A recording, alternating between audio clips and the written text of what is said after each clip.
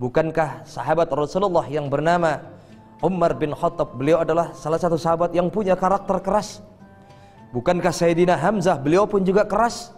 Namun mereka semua, beliau mudah sekali menerima kebaikan, mudah sekali menerima kebenaran yang disampaikan oleh Rasulullah SAW. Keras dalam hal amar ma'ruf nahi mungkar, ini bisa dan boleh kita lakukan dalam kehidupan kita. Mari sama-sama kita berdakwah dengan profesi kita masing-masing, menegakkan amar ma'ruf nahi mungkar dengan profesi kita masing-masing. Jika seorang pemerintah daerah, dia RT, dia RW, dia lurah, sampaikan yang hak kepada rakyatnya, cegah kemungkaran yang ada di lingkungannya. Jangan sampai lingkungan kita kena azab dari Allah Subhanahu wa taala gara-gara rata-rata keras hatinya, tidak mau menerima kebaikan dan kebenaran dari orang lain. Dan ini pun harga mati yang tidak bisa kita tawar. Oh, saya pilih amar ma'rufnya saja, nahi mungkarnya nggak mau. Perintahnya saja, nahi mungkarnya nggak mau. Karena ini konsekuensi yang paling berat adalah nahi mungkar. Kalau amar ma'ruf itu mudah, kita mengajak kebaikan kepada orang lain, resikonya hanya mungkin orang lain tidak mau menerima, tidak mau dengan ajakan kita, itu saja mungkin. Tapi kalau nahi mungkar, mengajak orang untuk jangan melakukan perbuatan dosa, ini yang paling berat. Tidak sedikit anak-anak muda yang keras hatinya di saat kita berikan nasihat yang baik. Bang, jangan minum di kampung kita ini. Bang, jangan judi di kampung kita ini.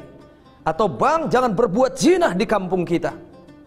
Tidak sedikit anak muda yang keras hatinya mengatakan, biarin saja Pak Ustadz, yang judi kan saya, yang mabuk kan saya judi, saya mabuk, pakai harta, pakai duit saya, nggak ada urusan dengan orang lain. Seringkah kita mendengar jawaban-jawaban seperti dari anak muda yang terlibat dan terjebak memiliki sifat qaswatul qalbi di saat diberikan nasihat yang baik dari orang lain. Nah, atau mas, jangan mabuk di kampung kita, jangan zina di kampung kita. Biarin aja Pak RT, biarin aja Pak RT, biarin aja Pak Lurah. Yang judi, yang zina, yang mabuk saya judi pakai duit saya zina pakai uang saya. Urusan sehat, urusan sakit, urusan saya. Masa bodoh dengan orang lain. Masya Allah. Ini hukum alam pun juga bisa berkata demikian.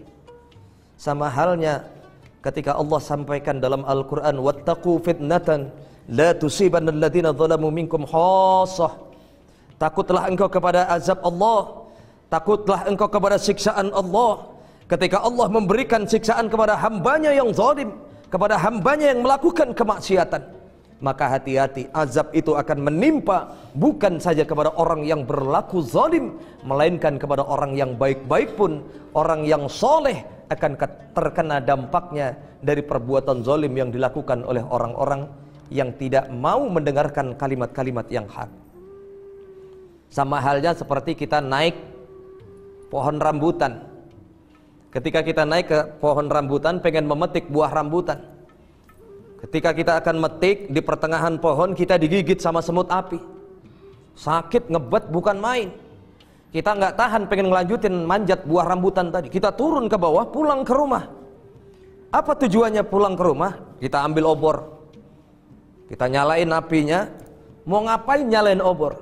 Kita dendam sama semut yang gigit kita di pohonan tadi. Lalu untuk apa? Kita bakar itu semut yang ada di pohonan semuanya.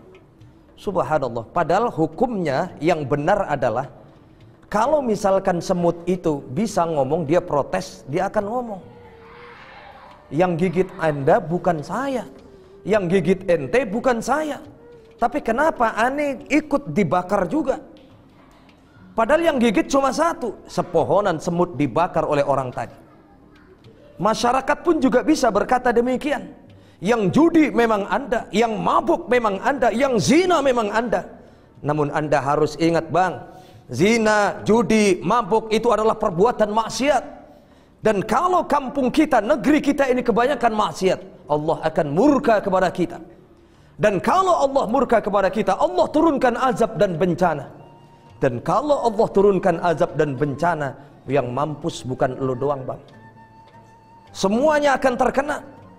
Berapa banyak Allah menurunkan azab dan bencana, namun ternyata para guru-guru kita, para alim ulama yang ikut terkena dampaknya dari musibah azab yang Allah turunkan, yang sebenarnya diperuntukkan untuk orang-orang yang melakukan maksiat.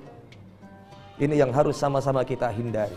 Qaswatul qalbi, buang jauh-jauh dari kehidupan kita, agar supaya semakin meningkat amal ibadah kita, menerima kebaikan dari orang lain, menerima nasihat-nasihat yang hak dari orang lain. Inilah perkara yang kedua yang dapat membakar amal kebaikan kita nanti di hadapan Allah Subhanahu wa ta'ala. Kemudian yang ketiga, perkara yang dapat menghanguskan amal manusia nanti di sisi Allah. Yang ketiga adalah wakillatul haya, orang yang sedikit sekali punya rasa malu. Malu kepada sesama manusia, terlebih lagi malu di hadapan Allah Subhanahu wa ta'ala. Berbuat zina, melakukan perbuatan dosa, seolah-olah itu sudah biasa. Dia tidak malu dilihat oleh orang lain. Dia mempertontonkan kemaksiatan, dia mempertontonkan kemungkaran di hadapan orang lain. Bahkan yang terasa betul adalah ketika datang bulan suci Ramadan, ketika perintah puasa itu datang, padahal itu perintahnya wajib. Dia seorang muslim yang kuat secara fisik, tidak ada aral rintangan untuk menghalangi dia berpuasa. Namun dengan bangganya, dengan tidak punya malunya, dia makan di hadapan umum, di tempat umum, dilihat oleh orang lain. Dia mempertontonkan kemungkaran di hadapan orang lain. Inilah yang disebut wakillatul haya, orang yang tidak punya malu, malu di hadapan sesama manusia, terlebih lagi malu di hadapan Allah Subhanahu wa ta'ala. Ini yang harus sama-sama kita hindari. Hadirin pemirsa, Assalamualaikum Nusantara yang dirahmati oleh Allah Subhanahu wa ta'ala. Bahkan dikatakan al-haya'u minal iman, malu itu adalah sebagian daripada iman. Malu itu adalah sebagian daripada iman yang harus tertanam juga pada diri kita. Dan ini pun juga sifat yang dimiliki oleh Rasulullah sallallahu alaihi wa alihi wasallam. Kemudian yang keempat, salah satu ciri-ciri yang ada pada diri manusia yang dapat membakar amal seseorang, wa tulul amal, orang yang panjang angan-angan tanpa dibekali usaha. Ini luar biasa, orang panjang angan-angan tanpa usaha. Pengen kaya, nggak pernah mau kerja, cuma diam diri di rumah, nggak pernah mau usaha bekerja. Pengen pinter, nggak pernah mau datang ke majelis ta'lim. Pengen punya ilmu, pengen sempurna ibadahnya, tapi malas datang ke kajian ilmu. Ini nggak sedikit orang yang alergi dengan majelis ta'lim. Padahal di kampungnya ada majelis ta'lim dan diumumkan ada pengajian di kampung kita setiap hari ini, hari ini, hari ini. Padahal dia pengen ibadahnya sempurna, tapi setiap ada kajian dia tidak mau datang. Bahkan yang bahaya lagi ketika orang memiliki kefanatikan terhadap paham-paham tertentu. Kalau bukan aliran ini, kalau bukan paham ini, aku nggak mau datang. Kalau bukan ustadz ini, aku nggak mau datang ke pengajian. Masya Allah. Padahal ini secara tidak langsung memiskinkan diri kita sendiri tentang pengetahuan agama. Perbanyaklah guru, perbanyaklah kita belajar agar untuk menyempurnakan amal ibadah kita. Semakin banyak guru, maka secara tidak langsung akan semakin banyak ilmu yang kita dapatkan. Jika ilmu banyak kita dapatkan, maka insya Allah akan semakin menyempurnakan amal ibadah kita.